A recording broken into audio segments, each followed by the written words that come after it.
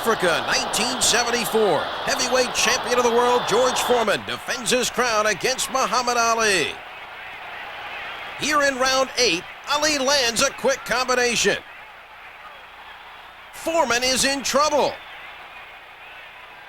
A jolting right staggers George, and he goes crashing to the canvas. George courageously tries to rise, but it's all over.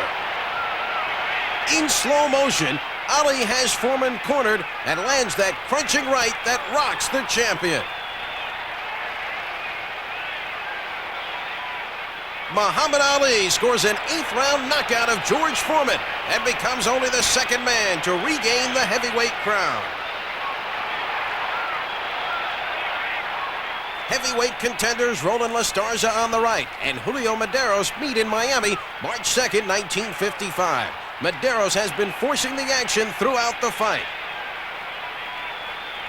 A dynamite right floors La Starza. The referee sends Medeiros to a neutral corner and picks up the count. It's all over. Julio Medeiros scores a convincing 5th round knockout over highly ranked Roland La Starza and moves another rung up the heavyweight ladder. 5'8" heavyweight champion Tommy Burns defends his crown against Billy Squires. An overhand right drops Squires here in the opening round. Squires is up immediately, and the fight continues. It's July 4th, 1907, and this is Burns' 3rd defense of the heavyweight crown he won by beating Marvin Hart 1 year ago. The referee is undefeated former heavyweight champ James J. Jeffries. The two men fighting on the inside. Burns looking for an opening to land that fabled right hand again.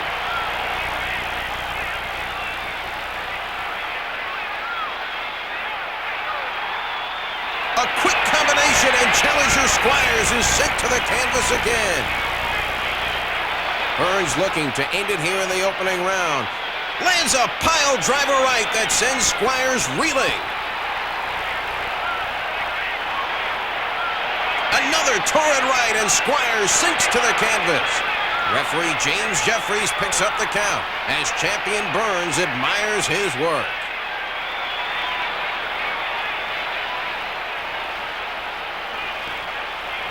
Squires' cornermen, knowing it's all over, begin to enter the ring.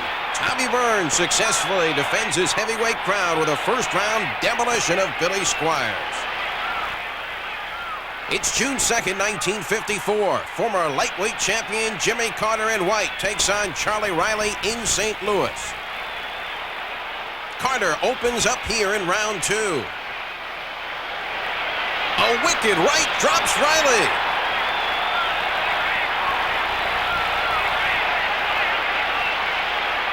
Riley is up at 8, and Carter moves in. A booming left puts Riley on the deck again. The referee is counting, but it doesn't look like Riley is going to make it. Jimmy Carter knocks out Charlie Riley and puts himself back in line for another shot at the lightweight crown. Heavyweight sensation Tommy the Duke Morrison in black trunks takes on rugged Dave Jaco in blue. An explosive left hook drops Jaco here in the opening round.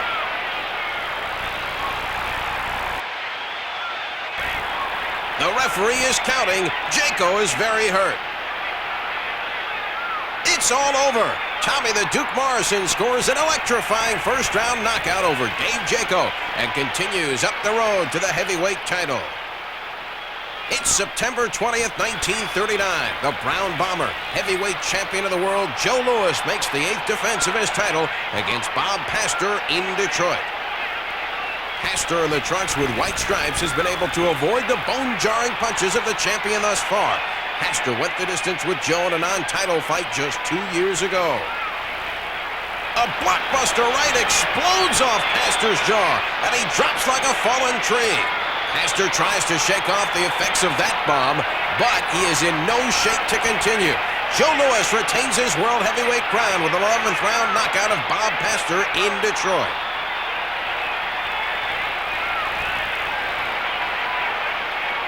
It's April 24th, 1931.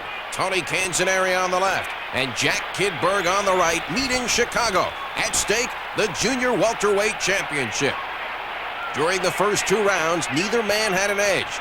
Here in 3, Canzoneri lands a whistling right, and Berg crashes face first to the canvas.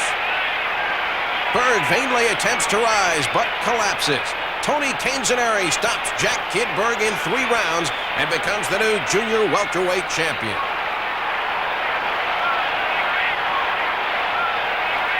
It's January 31st, 1955. Former lightweight champion of the world, Paddy DeMarco in white trunks takes on Séraphin Ferrer in Paris. Ferrer in black trunks won the first 4 rounds with aggressive body punching. Here in round 5, he shows no respect for the former champion. A lightning right floors DeMarco.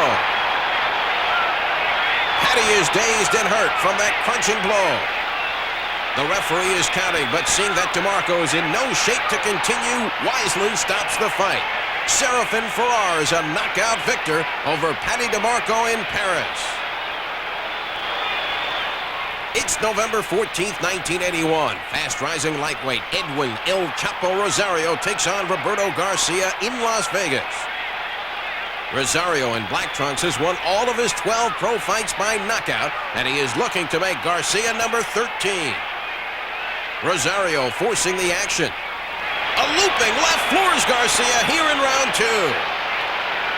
It's all over. Edwin Rosario adds Roberto Garcia to his list of KO victims with an impressive display of punching power. It's September 5th, 1956. Hard-punching bantamweight Raul Macias takes on Larry Bataan in Hollywood. Macias in white trunks has been forcing the action, and here in round 6, Bataan in black looks a little weary.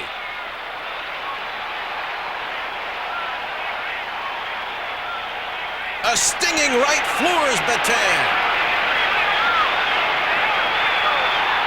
Referee Mushy Callahan picks up the count.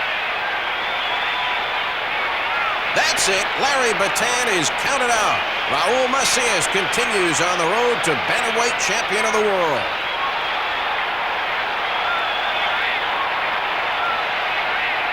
It's February 23rd, 1938. Joe Louis makes the second defense of his heavyweight crown against Nathan Mann in New York. Louis on the right scored the more effective blows and won the first 2 rounds. Here in round 3, Mann is throwing caution to the wind, standing toe-to-toe with the champion. Mann lands a good right. Louis comes back with a vicious combination that floors the challenger. Louis moves in to finish it.